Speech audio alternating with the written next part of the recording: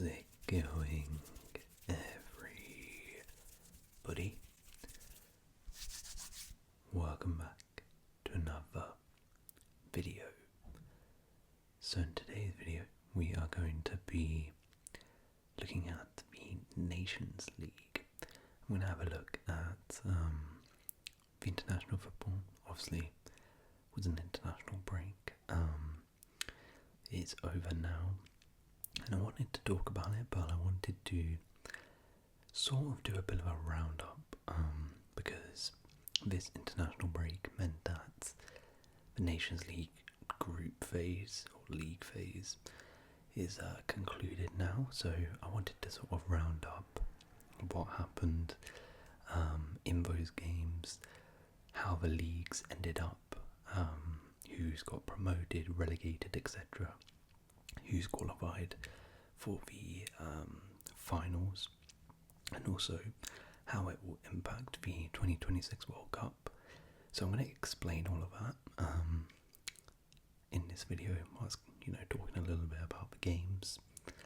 So I guess this is kind of like a roundup, also a bit of an explanation for you guys, because I know it can be, one, a little bit boring with Nations League, but two, a little bit complicated in terms of, okay, how does this work, how does this affect my country, etc. So we're going to do that.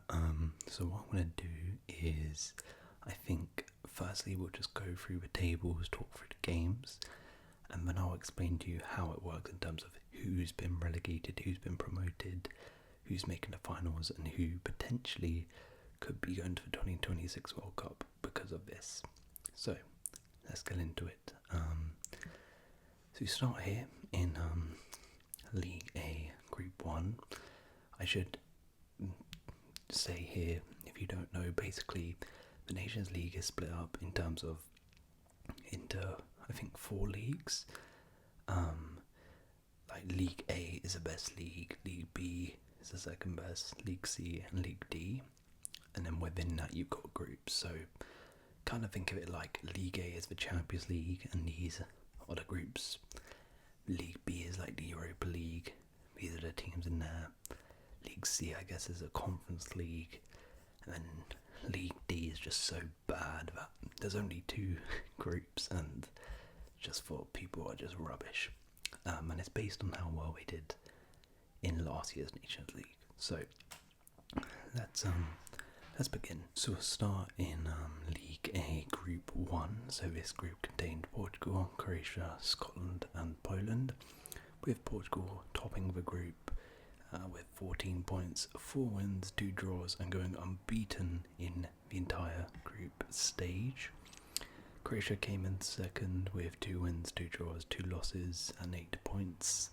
Scotland managed to get 7 points, 1 place off Croatia. And Poland only managed to get 1 win and 1 draw with 4 losses. Now Scotland, at one point, it kind of looked like they were down and out in this group, but they actually came roaring back with a really good, really good, I guess, spell in this international break. They got a really good win over Croatia, 1-0. Andy Robertson, John McGinn with a 87th minute winner. Absolute limbs there, and a big win for Scotland over Croatia in that game. And then in that other game, they went ahead and beat Poland. This was where, Andy Robertson got a 94th minute winner, I believe on like his 50th cap or something like that. So and John McGinn scoring again, doing very well. So Scotland, wasn't the best. I mean, before this international split, we only had 1 point in this, but they managed to get 7 points overall, 2 wins from 2. So definitely really good spell for them, because it's not been the best, in the last year or so, really, for Scotland internationally, and they managed to get a respectable 7 points. Portugal, though, absolutely obliterated Poland 5-1. This is where, 5 second half goals as well. That's crazy. Cristiano Ronaldo got a brace, and he also scored a overhead kick, a bicycle kick in this game, which is pretty mad, considering, you know, he's like 40, so to be doing bicycle kicks is pretty crazy. Well done to him. Bruno Fernandes also scored a banger.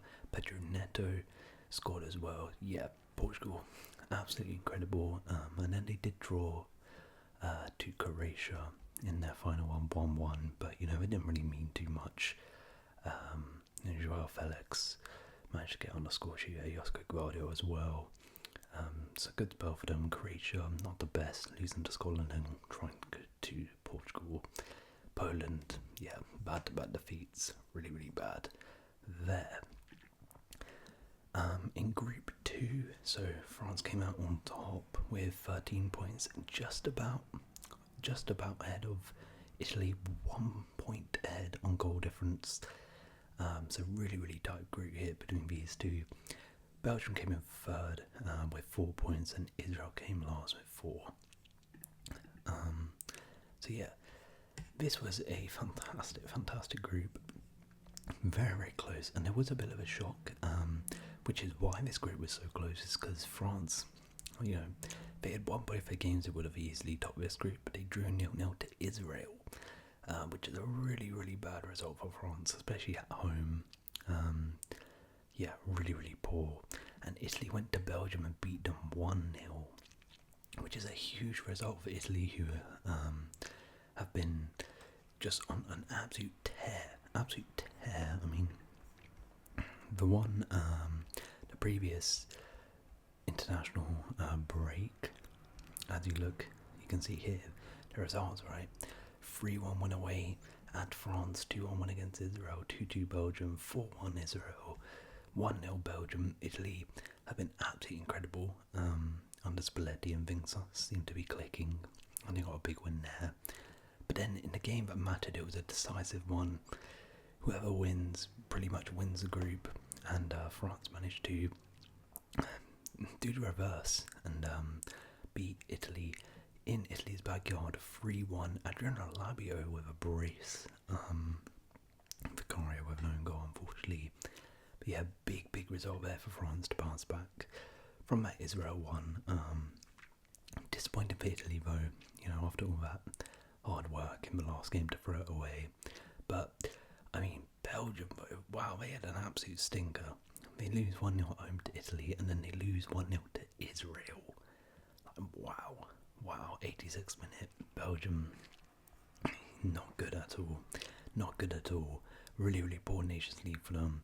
Israel did pretty nice this campaign though, with a draw against France, and beating Belgium is pretty good. But yeah, Belgium got absolutely wiped the floor with, and France just about win this group.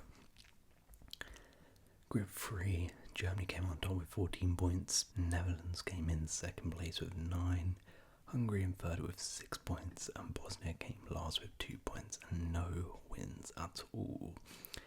Much more convincing one here. Germany cruised to this, and this international window was really successful for them, particularly this game, 7-0 win versus Bosnia. Absolutely incredible. Brace for Verts, brace for Tim Kleidenstein, Verts, Musiala, Sane. Absolutely incredible. And, you know, really riding the wave of those Euros. But then they did, unfortunately, draw to Hungary. A 90 plus 10th minute penalty from Dominic Szoboszlai, which is a Panenka penalty, by the way, which, I mean, fair play to him to do that. Ice cold, in front of home crowd. So yeah, couldn't be a perfect one for Germany, but I'm sure they won't care. Very good group stage for them. Netherlands did manage to beat Hungary 4-0, which was a very, very good result for them. Wout Weghorst, as he always does, scoring. Cody Gakpo as well, getting on the score sheet. But then they did draw to Bosnia, which, I mean, considering Germany but 7 bars, that's a pretty bad result. Yeah, very, very bad for the Netherlands there. And Bosnia, I mean, fair play to them. Bouncing back from that 7-0 drumming to get a point against the Netherlands is pretty good. But overall, I mean, yeah, pretty clear here. Germany and Netherlands were the better sides in this group. Hungary and Bosnia, miles away. And the last group in League A, we have Spain topped it with 16 points. Denmark came in second with 8. Serbia in third with 6. And Switzerland last with 2 points and no wins at all. Spain, yeah, absolutely dominant. Only one loss. In this entire, one draw. They were unbeaten. Almost won every game. They did win every game this window as well, beating Denmark 2-1 in Copenhagen. Aizu Perez and Oyashabal with the goals, and then beating Switzerland 3-2. I mean, what a game that was. Here we had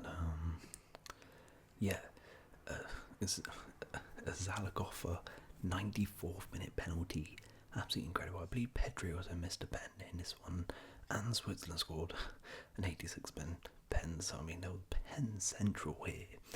But yeah, Spain managed to get the win. Very good display by the European champions. Denmark losing to Spain and then drawing 0-0 to Serbia. Not the best, but they did come in second in this group, which is pretty good. And then Serbia got a draw against Switzerland, a draw against Denmark, which is pretty decent actually. Pretty decent window for them. Switzerland though, I mean, what an awful Nations League for them. Not sure what's happened here. Could have got a win here, but 89th minute conceded. I mean, they did well with Spain to get 3-2, but they chucked both games away late on, and ending on 2 points with 0 wins for Switzerland. Side who did so well at the Euros is really disappointing. Alright, League B, so Czech Republic topped it with 11 points. Ukraine came in second. Georgia third with 7, and Albania fourth with 7. Very tight group actually. Very tight group. No team here really got whooped, but Czech Republic had an amazing window which helped them get the win here in this group. They got a draw away against Albania 0-0 before a big win 2-1 against Georgia, who I believe they faced in the Euros, didn't they? And they didn't beat, so big win there for them. Ukraine, a good window, draw against Georgia, and a 2-1 win away from home against Albania. Is very impressive. Went 2-0 up in 11 minutes as well, which is mad. Georgia though, yeah, really disappointing window, losing to Czech Republic and drawing to Ukraine. I believe if they had won these games, they would have topped the group, but they didn't, unfortunately. And Albania 0-0 versus Czech Republic and 2-1 loss to Ukraine means they finished bottom with 7 points though, which is pretty harsh though. Very tight group there. Group 2, England came out on top with 15 points. Greece came in second with 15. Republic of Ireland came in third with 6. And Finland came in last with 0 points. Yeah, not good for Finland at all. Not getting a single point is crazy. Losing 2-0 to Greece and 1-0 to Ireland in this window. From an England perspective, looked at 1 point like we were not going to win this group, which is going to be very embarrassing for us. But it was a really good window. 3-0 win over Greece, convincing, and a 5-0 win over Ireland. Really nice victory for us. Obviously this was the last time Lee Carsley was in charge for England and kind of went out with a bang, so yeah, really nice. Jude Bellingham, I thought in particular in this England game was really good. Harwood Bellis managed to score on his debut. Curtis Jones in the Greece game scored a really nice back heel. Yeah, a positive Nations League campaign, or international window at least for us, and we managed to eventually secure top spot thanks to our win over Greece. Greece, by the way, did amazing, only narrowly missing out on goal difference to us on the top spot, but 15 points is incredible. And Ireland got 6 points. Obviously, very poor result against England, but good win over Finland. Okay, Group 3, we have Norway came out on top with 13. Austria came in second with 11, Slovenia came in third with 8, and Kazakhstan only got 1 point. So another very tight group, which was decided this window because Norway absolutely stunned Slovenia here with a 4-1 drubbing. Erling Haaland managed to get on the score sheet, Antonio Nusa with 2. Big win for Norway here because, you know, Slovenia, we saw, particularly the Euros, they're not a side who are that easy to beat. So 4-1 win was huge, and then Erling Haaland got a hat-trick against Kazakhstan to secure the top spot for Norway in this group.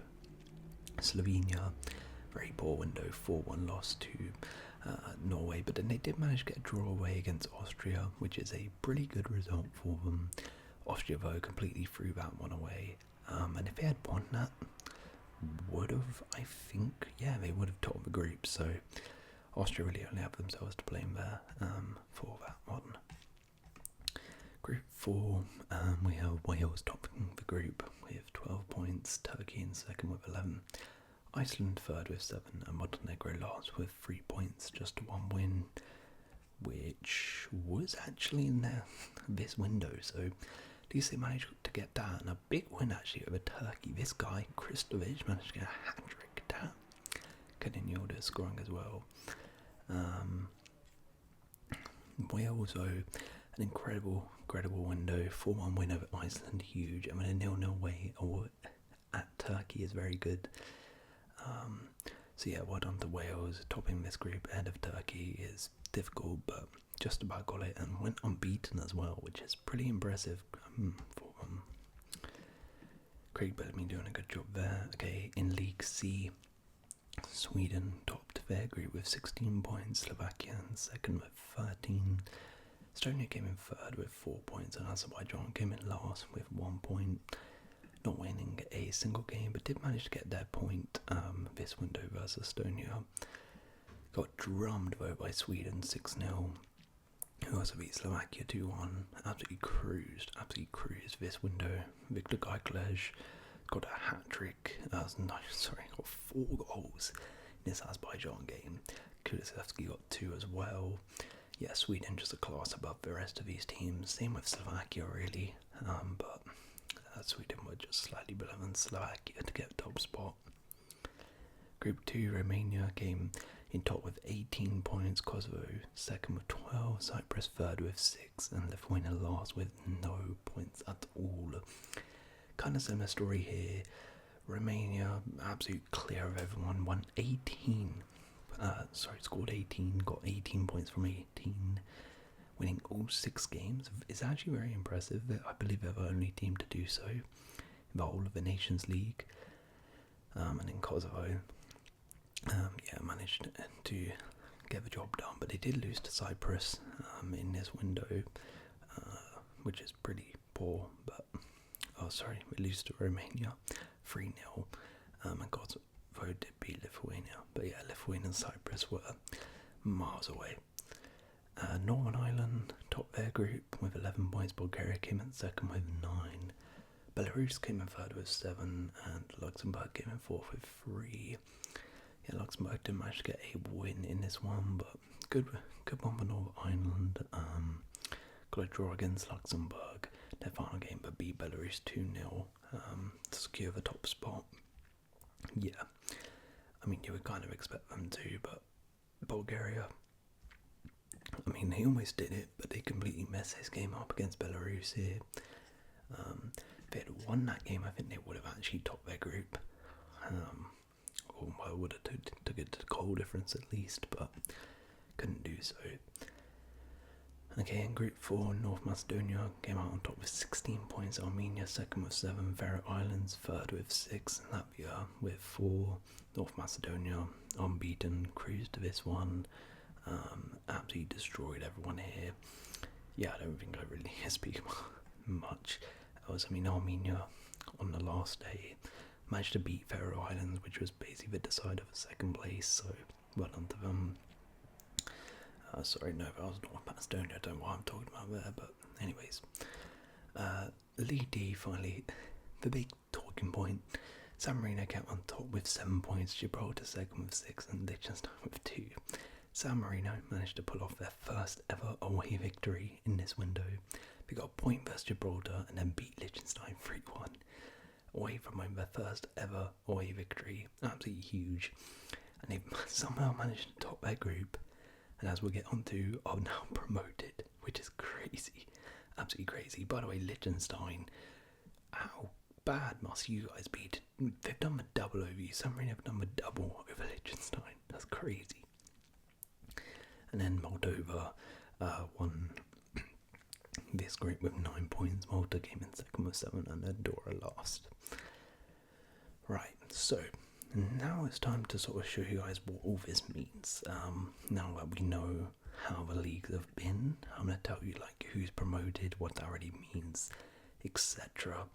And like who's qualified for the finals. So,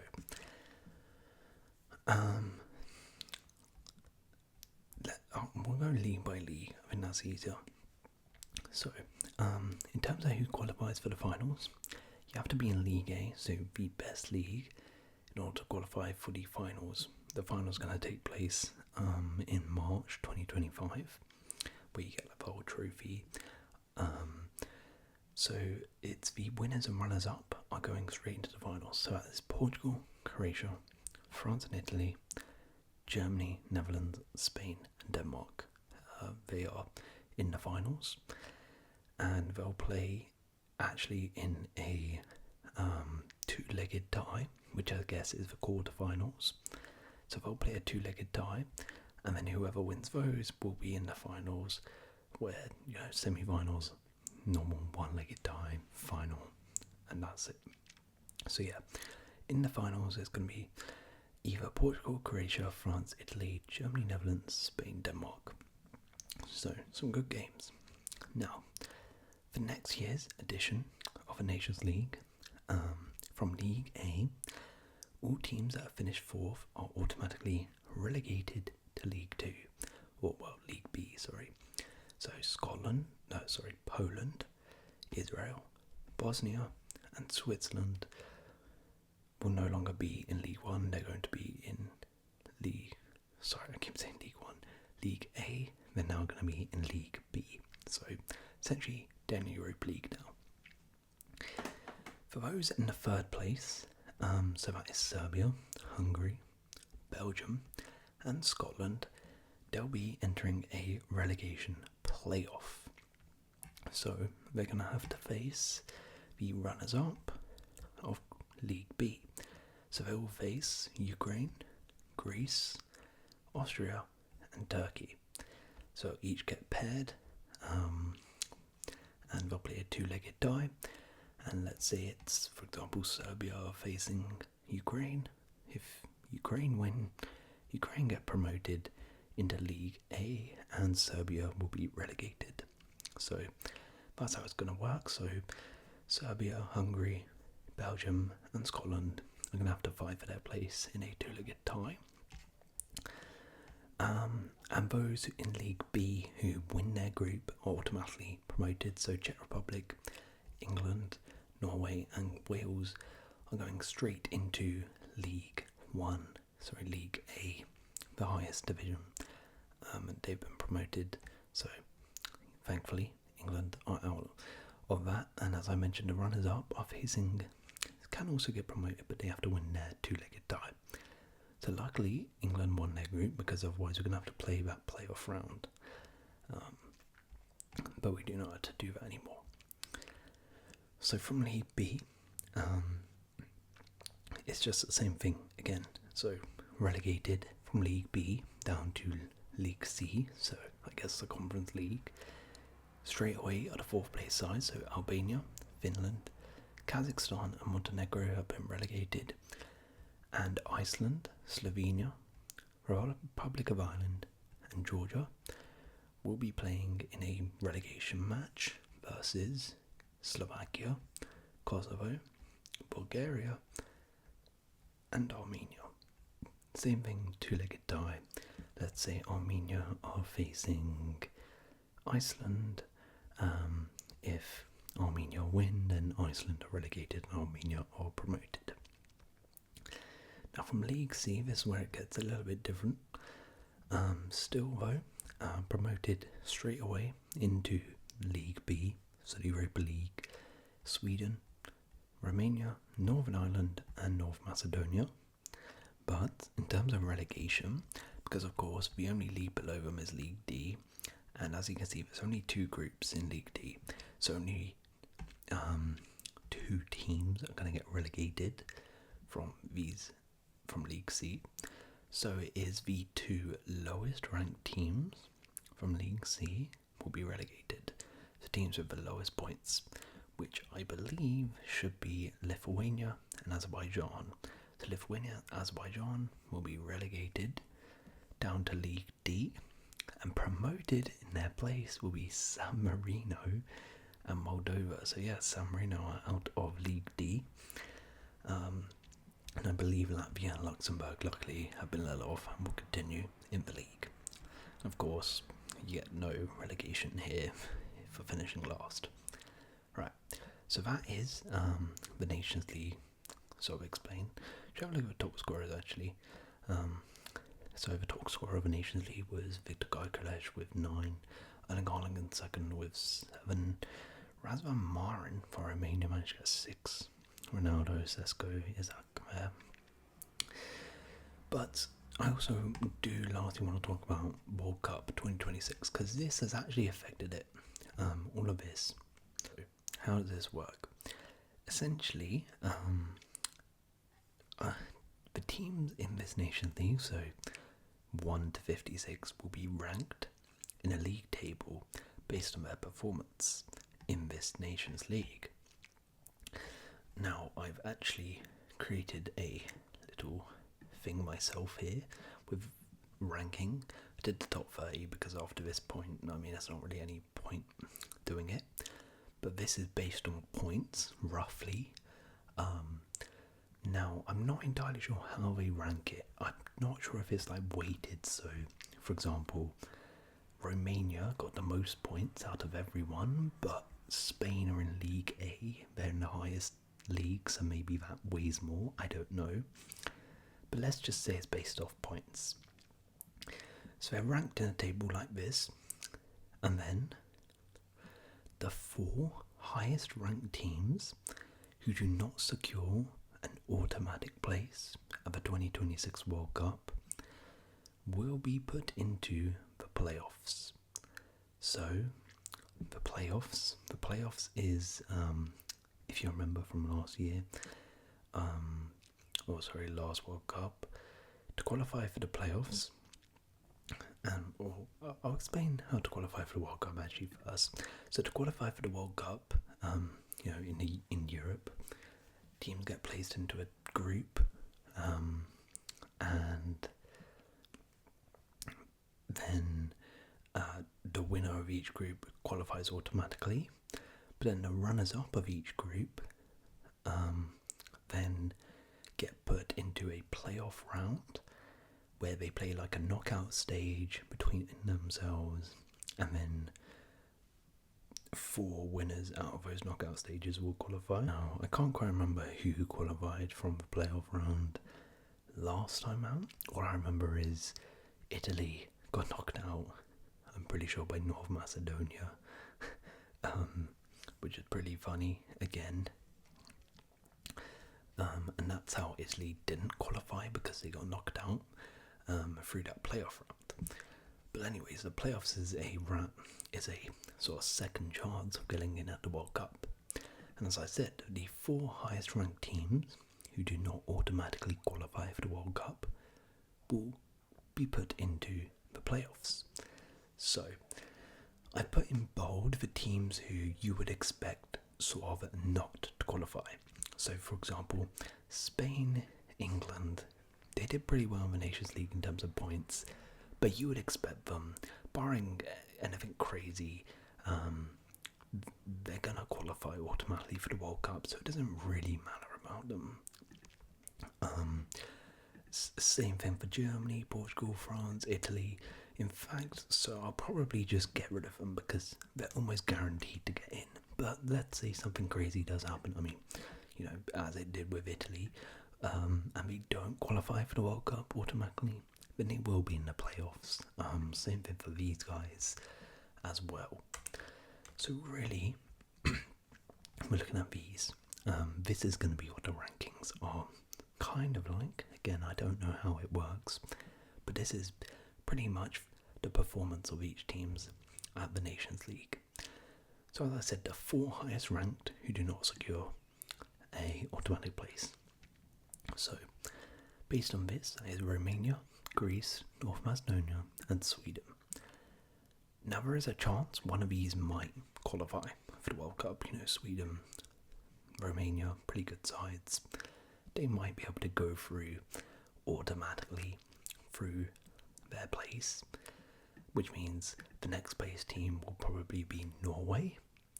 So Norway, Erling Haaland, might get a second chance of qualifying. Then after that, you got this Slovakia, Wales, Kosovo, Czechia. You got all of these sides. Really, I mean, you know, San Marino technically have a chance if all of these guys somehow qualify for the World Cup. But San Marino probably do not have a chance. I would say probably after Austria, like from here, these teams have a very slim chance of getting in that playoff, because it would require all of these guys, pretty much, most of these guys, to qualify automatically for the World Cup. And I don't know if that's going to happen. So really, these are the people who, based on the Nations League, will be put into the playoffs and have a chance of qualifying for the World Cup because of it.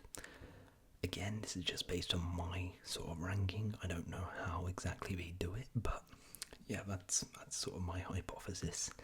So yeah, the Nations League, that's pretty much all you need to know. To summarise, Portugal, Croatia, France, Italy, Germany, Netherlands, Spain and Denmark going to compete in a quarter-final 2-legged tie. The winners of those will go into the finals, compete for the trophy, and yeah, everyone who finished last in their group will be relegated. Those who finish third and the runners-up of the league below will be playing 2-legged knockout ties in a relegation / promotion match. But anyways, that is the Nations League. Hope you guys have enjoyed this video, and if you have enjoyed, please leave a like, consider subscribing, and I'll see you in another video. Peace.